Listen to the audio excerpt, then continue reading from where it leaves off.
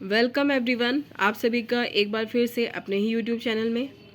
सामने स्क्रीन पे आपको दिख रहा है इंडियन पार्टनरशिप एक्ट 1932 2020 और इसका कॉस्ट भी दिख रहा है। आई एम सॉरी कि मैं आपको कॉस्ट नहीं दिखाना चाहती हूँ, वो तो सामने है तो दिख ही रहा है, उसको कोई दिक्कत नहीं है, सॉरी। तो अभी आपको ध्यान देना है इंडियन पार्टनरशिप एक्ट 1932 पे। तो जो बिहार की प्रिपरेशन कर रहे हैं स्पेशली ये वीडियो उनके लिए है। और जहाँ पर भी पार्टनरशिप एक्ट होगा, जिस स्टेट में होगा तो वहाँ उनके लिए भी है।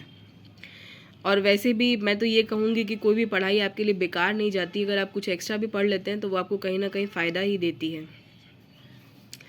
और ये मैं बताना चाहती हूँ कि एक मेजर एक्ट के साथ साथ एक माइनर एक्ट भी हम लेके चलें तो वो हमारे लिए अच्छा रहेगा।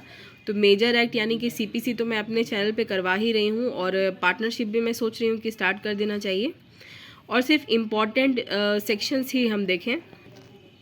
तो आइए चलिए स्टार्ट करते हैं पार्टनरशिप एक्ट के इम्पॉर्टेंट सेक्शंस। और ये भी मैं आपको बोलना चाहती हूँ कि जो चैनल पे नए हैं, जिन्होंने अभी तक सब्सक्राइब नहीं किया है, वो प्लीज़ सब्सक्राइब कर लें। नहीं करना चाहते हैं तो कोई बात नहीं, आपकी इच्छा ही सर्वोपरि है, उसके आगे तो कुछ हो नहीं सकता। और अगर आप सब्सक्राइब नहीं करना चाहते हैं और इसी तरह वीडियोस देखना चाहते हैं तो आप जाके प्लेलिस्ट पर सीपीसी के वीडियोस देख सकते हैं। इम्पॉर्टेंट सेक्शन के लेक्चर्स आपको मिल जाएंगे। तो चलिए स्टार्ट करते हैं पार्टनरशिप एक्ट का एक इम्पॉर्टेंट सेक्शन। तो अभी जो हम पढ़ने वाले हैं वो है सेक्शन 4, और एक वीडियो मैंने अपने चैनल पे पहले ही डाल रखा है, वो सेक्शन 5 का है, वो आप जाके प्लेलिस्ट पर देख लीजिएगा। तो सेक्शन 4 जो है वो चैप्टर 2 में है और वो भागीदारी की प्रकृति से संबंधित है। तो सेक्शन 4 में आपको याद रखना है कि भागीदार, फर्म और फर्म के नाम की परिभाषा यहाँ बताई गई है। तो भागीदारी उन व्यक्तियों के बीच का संबंध होता है जिन्होंने ऐसे कारोबार में लाभ में अंश पाने का करार कर लिया है। ये क्वेश्चन बहुत बार आया है, ये लाइन, कि वहाँ पे कारोबार में वो सिर्फ प्रॉफिट ही शेयर करते हैं, बस अंश ही बांटते हैं, या फिर उन सब के द्वारा या उनमें से किसी के द्वारा जो उनकी ओर से काम कर रहा है कारोबार चलाया जाता है। या तो वो खुद मिल के कारोबार चलाते हैं जितने भी पार्टनर्स, या उनकी ओर से कोई और। अब उनकी ओर से कौन हो सकते हैं? जो पार्टनर नहीं है, ये एजेंट भी हो सकते हैं, वो भी कारोबार मिल के उनके साथ काम करके चलाते हैं। तो ये बहुत आसान पैराग्राफ है। दूसरा पैराग्राफ कह रहा है कि वे व्यक्ति जिन्होंने एक दूसरे से भागीदारी कर ली है,